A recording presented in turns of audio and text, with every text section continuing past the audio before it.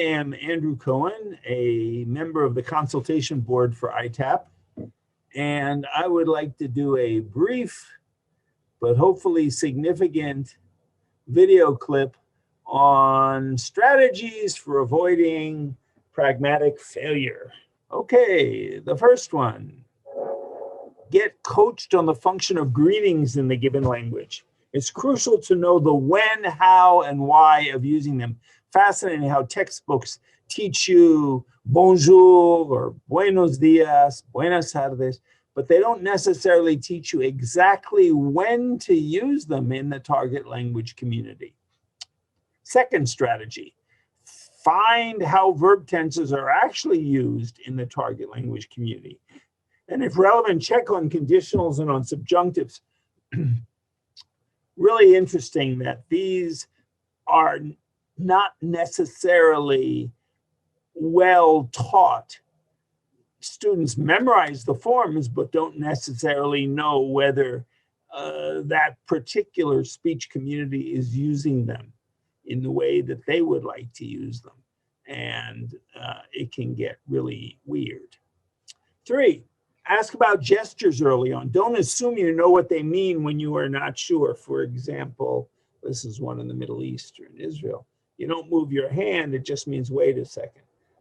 Do you know these gestures and do you know how to use them?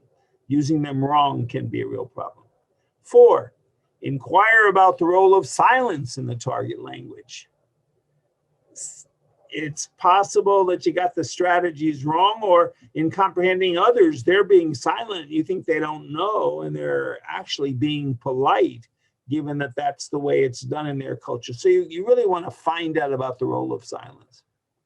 5, take a friend, acquaintance, or coworker aside and get briefed on cursing. What do curses mean? Who can use them? When to use them? And how to use them? Don't make any assumptions here. It can be very strange when you curse wrong. Also, it may be life-threatening not to understand what a curse means when somebody uses it at you. 6, check with local peers as to the most appropriate ways to respond to a compliment. In your culture, for example, you may brush it off and say, no, that's not true. But in the target language community, it's important just to be modest and say, thanks. 7, get models for appropriate ways to make requests, depending on the level of acquaintance, social status, and age. Again, you don't want to make any assumptions about how requests should be made, because otherwise they could come out weirdly formal or ingraciously informal. In both cases, alarming the person you are making the request of. 8, check out acceptable excuses to use in refusals in the given target language context. It may be that the excuse you've chosen does not work. It's totally unacceptable. Perhaps it's necessary to tell a white lie so as not to hurt other people's feelings.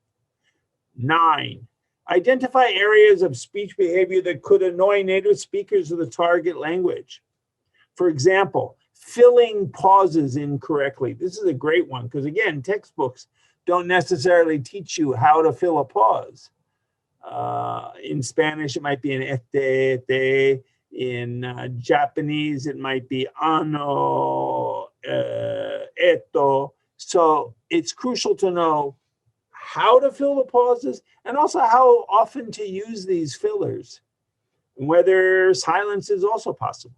And finally, in my romp through some strategies for avoiding pragmatic failure, it's possible to choose to opt out of conforming to the pragmatic norms.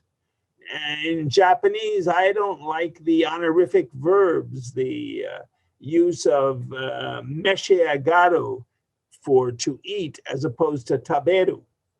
And if you're talking about somebody of higher status, like the president of the university, perhaps you need to ask whether that person ate by using mesheagaru, mesheagarimashita, mesheagarimashita, and as opposed to tabemashita. So A strategic approach would be to find out what the repercussions for doing so are. Notice it might be fine not to use these honorifics, but what are the consequences?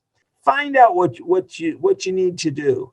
I assure you that it'll make you more comfortable pragmatically as you interact with people in the target language community. Thank you. Bye-bye.